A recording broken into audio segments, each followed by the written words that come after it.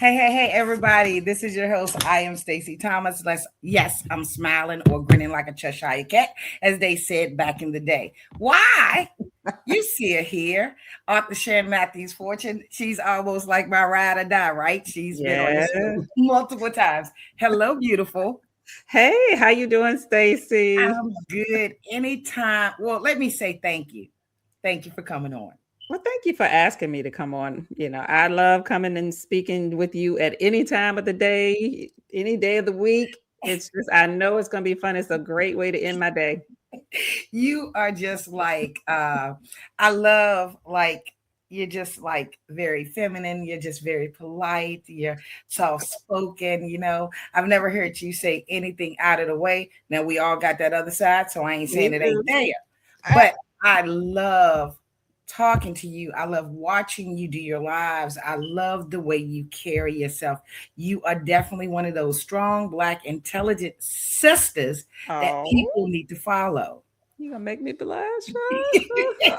Thank you. Thank you so much. And, Thank you. And and that other side, I've tamed her well. She don't come out often, but she's come on. there. I told somebody the other day on the show, she had wrote a book about someone dealing with their own thoughts. And I said, you know what, and trying to change their life. I said, you know what? We all grow to be better, to do Yes. better. Yes, But we do. don't get it twisted.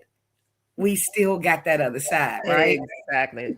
Everybody has an alter ego. I don't care what you think. Everybody has an alter ego. You push the wrong button, Ooh. Sharon coming out. Not Sharon. Sharon, I like that. I like that. I asked you, I wanted to know what you've been up to lately. I saw you at a book fair, Uh-huh. and you had your book there, and you had a new edition, your workbook, Mhm. and the truth about the lies, what women tell themselves that keep them stuck with cheating men. Now, I could not imagine what you would come out with next, but that book right there, I know for a fact is definitely a must read. And for those that say we got it together or we wouldn't be one of the main characters in that book, you're gonna see a little bit of yourself in there. Yes, you will. Yeah, I think there's some of everyone in there, and you can take the word cheating off because that kind of throws some people like, well, you know what? I haven't experienced the cheating, but you can put any word. You can replace cheating with almost anything. It's any type of betrayal, you know. And the way that we deal with betrayal when we're not ready to address the truth is we morph into a character because More we create okay. these narratives and these scripts that we live in instead of confronting the truth head on. So anybody can find themselves in the pages of that book. It doesn't have to be because you've been cheated on. So, and it almost okay. So, to when you think about reading that book and you wonder you're going Mhm. to see yourself in it, and then you find that you are very similar to one of the characters that you've written about, is it Mhm. wrong for a woman to feel shameful that she actually something has hit her in the face? She sees what Sharon has written and she's Yeah. guilty of that. Should she feel Yeah. guilty or shameful? There is absolutely no shame in healing. The awareness is the first step towards change, and change is the step towards healing. So, a lot of women will carry shame, and especially if you've been cheated on, we as women carry the shame for his actions as if there's something wrong with us because he's cheated. And that's so far from the truth. We have absolutely nothing to do with anybody's choice to cheat. That is a personal choice that reflects the character of the person who cheated. And we don't have anything to do with it. And a lot of times, this is going to sound crazy, but a lot of times their cheating doesn't have anything to do with us either, and we carry the guilt and the shame, but it's not our stuff. So the I healing has to take place. I love how you break that down because I have said, like, the older that I've gotten, Hmm. y- I just think to myself, if I know I'm doing my best, Yes. I'm giving my best, Mhm. right? Right. If he runs out and does something, I've just learned that I will not take responsibility for his actions. Right. And I I like cannot that you do said that. learn because we have to learn not to take responsibility. before we learn, when you know better, you do better. But Do better. before we learn not to take responsibility, we take a whole lot of responsibility for stuff that we didn't cause or we didn't contribute to in any way. And does So, that go back to, I know we're here to discuss your new book, but I want people to know they don't have to wait for the new book to come out to get started yeah. learning what you're teaching. Um, Mhm. Sharon, there's a woman, right? We Mhm. read this book, we see ourselves in it. Do you think there's ever a time where we should say it's too late to step out and move on? No, No, but Stacy, that is common. That's very common, right? right? Well, guess what? There's What? this thing going on now called gray divorce. And it's because the women, 60 plus are finally waking up and Really? choosing themselves. Yes, yes. And it used to be a thing, that belief was, well, I'm too old now. Nobody else is going to want me. What am I going to do? Why am I going to leave now? That used to be a thing, but not no more. No, no, no, no. Wow. Yeah, it's And called great divorce. Hmm. I love it. Well, I'm not going to say. Well, I love it that we're not. We're being bolder. We're stepping into our own, and we're doing what it is that makes us happy. Some of us, Exactly. anyway. Um. Yeah. So I asked you, and it's something when you think somebody's going to tell you something about what they're about to come out, because some people say don't say it until it happens. But Uh-huh. I had to ask for a little information, and you said the truth doesn't always arrive gently. Sometimes it comes in doses. Yes. And the truth about the lies in small doses, you challenge the quiet, convincing narratives that shape our choices, our relationships, and our sense of self. Mhm. These stories you've rehearsed, justified, and protected, beliefs that feel like truth but quietly sabotage your peace, your power, and your progress. Sharon, this new book, tell Mhm. us the title again. I know I Okay. posted it. Okay. The title is The Truth in Small Doses. And the subtitle is Quotes, Notes, and Antidotes to Challenge What Keeps You Stuck. To keep us stuck. Uh-huh. The challenge is what keeps you stuck. Now, Stacey, let me tell you why I wrote this book. Okay. I want to know. I do, because I'm not sure. Like, is it things that you studied? Is it listening to what your patients are saying, or Mhm. things that you're hearing in the street? I want to know why you wrote this book. A combination of everything you just said. Okay. When I wrote the first book, The Truth About the Lies What Women Tell Themselves to Keep Them Stuck with Cheating Men, um, a lot of people read it who weren't in relationship with cheaters and said, well, this you're selling yourself short, because this book can be applied to any type of betrayal. It can be applied to any type of toxic relationship, where you find yourself in there, you're not ready to deal with the truth. I see me and my mom in this. I see me and my sister in this. I see, and they were saying that the book was, I had sold myself short because I specifically addressed women in relationships with cheating men, but I wrote what I was called to write. So this time around, I felt like I want to talk to everybody. I want everybody to be able to relate to this book. And I wrote The Truth in Small Doses because people's attention spans are short. Very short, very short. They're very short. I mean, we know that because what's taking off now? IG shorts, YouTube shorts. The shorts are taking off now because our attention spans are short. We scrolling past stuff. We don't take the time to really, absorb a full video. So the same thing is going on with books, especially self-help books. So I wrote The Truth in Small Doses because it's quotes. You can take a short quote. Okay, okay, It's concise. It's going to give you, a straight shot of truth, okay. and it's a short message. Sometimes that's all you need is a short. I just need a word. I just need a message to take me through this day. It's not in any order. You can go and you can pick what you need to read for that particular day. Because it's broken down into categories, but it's Uh-huh. short. And then the notes part of it, so you got your quotes and then you got your notes. The notes are a little bit longer, but they're still short. They're still concise. They still are about a page long. That's it. So you can read a note and you can keep it moving. You don't have to read the whole book. And then the antidotes part is like, antidotes are medicine. The healing has to take place. So here's the actionable step that you take to get yourself out of the cycles that have kept you stuck. So that's your medicine. You get to the antidote, and you may go straight to the antidote. You may be like, I just need to know what to do. Right. I don't want to read no whole book. I don't want to have to build from chapter to chapter to chapter to get to the conclusion. I just want to know what to do. You can go straight over to the antidotes and find whatever you're looking for and keep it moving. And keep it moving. So, yeah. So that's how that book came to be. I wanted something that you can read on the go. If you want to sit down and read the whole thing, it flows very nicely. But if not, you can pick and choose what you want to read and you're not missing anything. Wow. I love the way you write. And I would be remiss if I didn't ask you what I really want to ask you. Uh-huh. No woman is perfect. No No. man is perfect.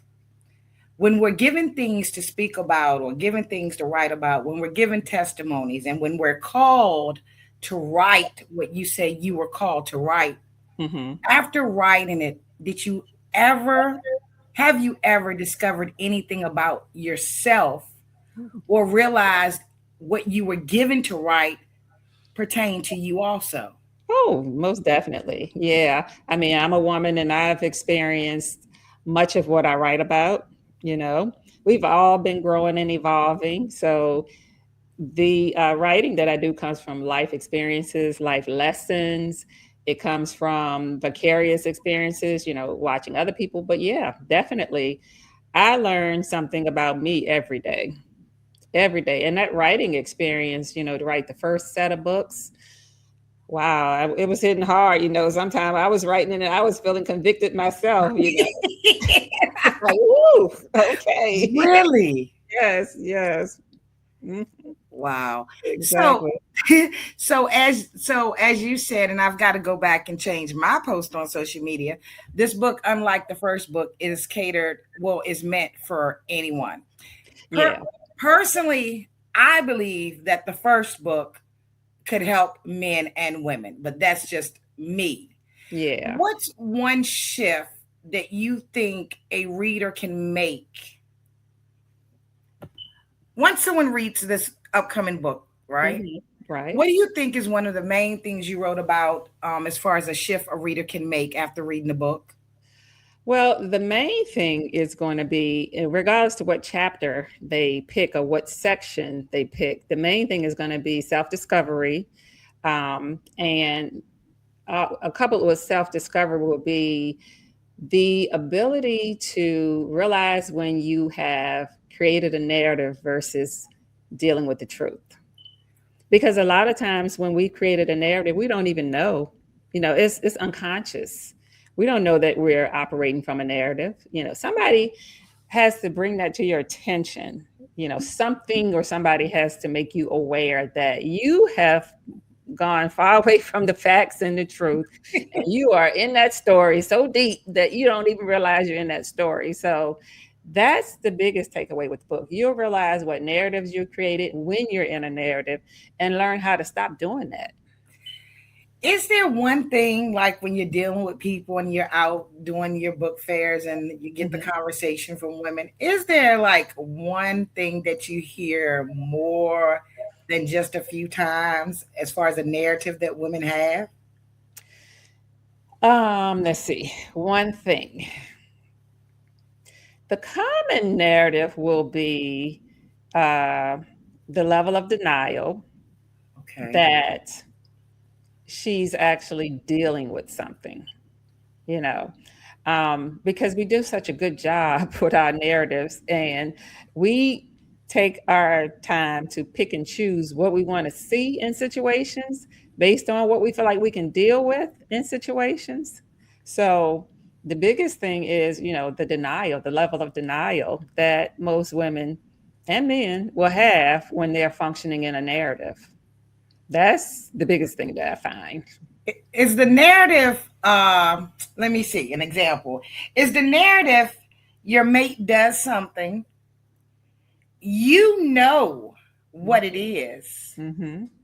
but they try to make you think they're wrong, and you eventually come up with, well, that could have happened. It Yeah, may have been that. that's one way it happens. Definitely that you then, I did write about how you can get lost in a web of somebody else's details and excuses, right? And you get Okay. lost in the web of the details and excuses that they're bringing to you. You want to believe what they're saying. You want to believe that this person wouldn't betray you. Right. So you start to pull into it, and then you start to regurgitate the stuff that they said as if it's the truth, and you take it on, and then the narrative gets created from that. So an example would be something like, um let me use something benign, like a situation where you are with someone and they said something inappropriate, Okay. and it hurt your feelings, Okay. right? Right. And so you start to allow them to know how it affected you. What that was inappropriate, or that was mean, or that was blah blah blah, and then they go into their denial about their intention, what they said. I didn't say that, you heard it wrong, it wasn't that way, you're blowing this out of proportion, da da da da da. That's not true, you always do that. And then you back down, and you don't let your voice be heard, and you don't let your needs be known. And so it continues. Continues. Yeah. And you accept what they've told you instead of going with your truth. Wow. So a lot of times you find yourself in situations where one of the chapters in the new book is inauthentic life, the inauthentic life. And when Okay. you're living in an inauthentic way, you do a lot of people pleasing, or you may be the person who is passive aggressive. You're angry about something, but you don't say it. You just, you shut down, or you show it in different ways that you act, but you won't have the difficult conversation. um, or the aggressive person, the person who becomes aggressive instead of dealing with what's on the surface and the thing that's bothering you. So the inauthentic life looks at how you live in a way that doesn't reflect how you really feel. It doesn't reflect who you really are. And you allow yourself to stay in these patterns because you don't know how to have the difficult conversations, and you haven't developed the ability, the skill to deal with facts. You are functioning in your feelings, and you get lost. Wow. Mhm. Very interesting. And it's something, when you say small doses, right? It almost Uh-huh. makes me feel like when someone says, watch what you say, Yeah. watch how you say it. Uh-huh. Why is it so important to you? Why was it so important to you while writing this book that you do small doses than rather say, you know what, put your big girl drawers on and stand up for yourself? well, Why the well, small doses? well. What you said about me in the beginning, you said I'm prim and proper and gentle and all of that. So it's really saying what you said. Is the delivery is just a different way. It's pretty much saying put your big girl panties on, or stop playing, or stop fooling yourself, or boy bye. It is really saying that, I like that. Boy, but bye. it's saying it in a different way.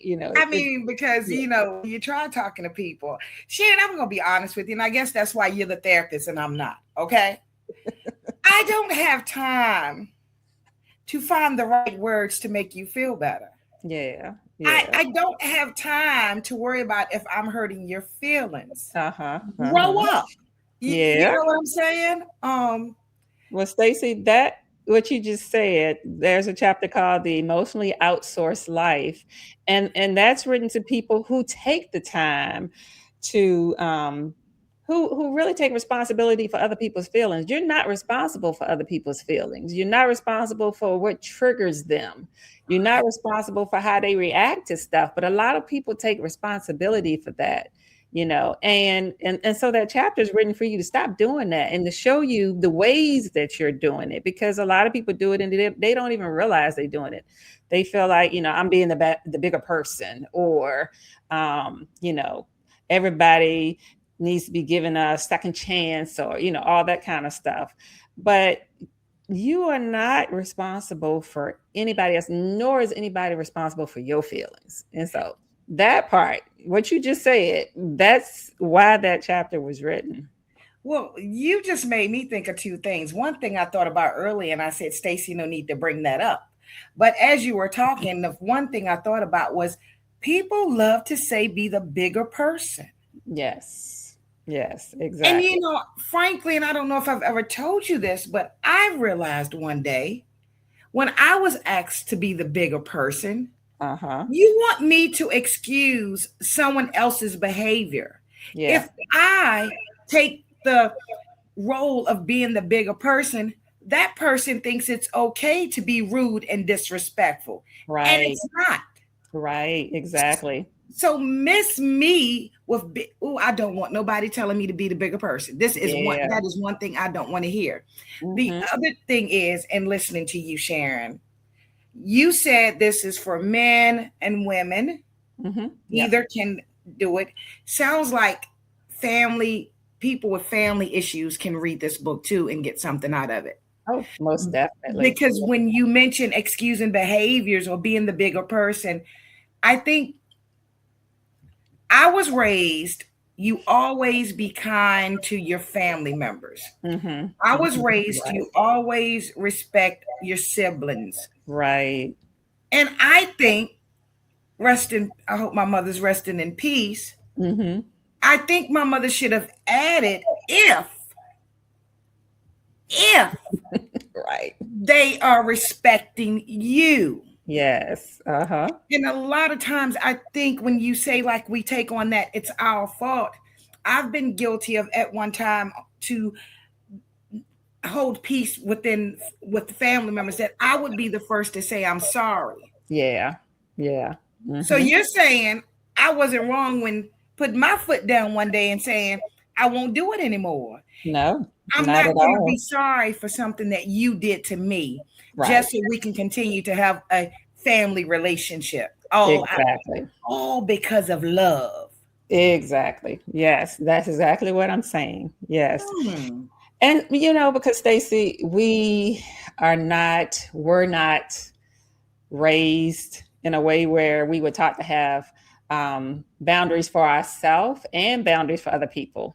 It was pretty much make yourself available as much as you can for other people, do as much as you can for other people, watch your tone, watch what you say, as you say, be the bigger person, all of those things. Like this book is challenging you to unlearn some of that wisdom, as they called it, that was given to us, that has kept us being fragments of ourselves. It has kept us stuck in toxic situations often. So yeah, it's challenging all of those beliefs and those thoughts and those actions that keep us in cycles. It's always so much that we could talk about. I don't want you to give away everything in the book. When is this book coming and where will we be able to find it? It's coming this summer, hopefully by July. It's in edits now. It's in the final edits right now. Okay. And it's going to be on my website, the SharonMFortune.com website, as well as Amazon. And I'm probably going to put it in some other outlets as well, like Books A Million and Barnes and Noble and the Walmart marketplace. So it's going to be out there, and I'm going to, once I get it, and get that final thumbs up from the distributor, I'm going to put it out there, and say, hey, here we go. So y'all come out and support me.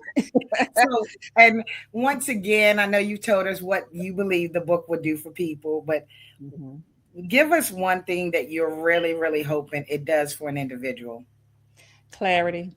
Clarity. I hope it gives, because clarity precedes choice. You know, you can make different choices when you have clarity. And then the choices lead to change. The different choices lead to change. So I hope it gives clarity, because clarity is cleansing. It is really cleansing. Once you get clarity about something, it's that confusion that people have that keep them stuck. You know, when you don't have clarity about what you're doing, what somebody is doing to you, what you want and what you need, that's when you get stuck. So I hope the clarity is the thing that, you know, gets prompted in people. Sharon, thank you for blessing the platform once again. I look forward to talking to you when the new book comes out. All right. And until then, take care of yourself and congrats on all that you're doing, beautiful. Thank you, Stacey. And you have a good evening. Thanks for having me. You're welcome. Thank you Bye for bye. coming on. Bye bye.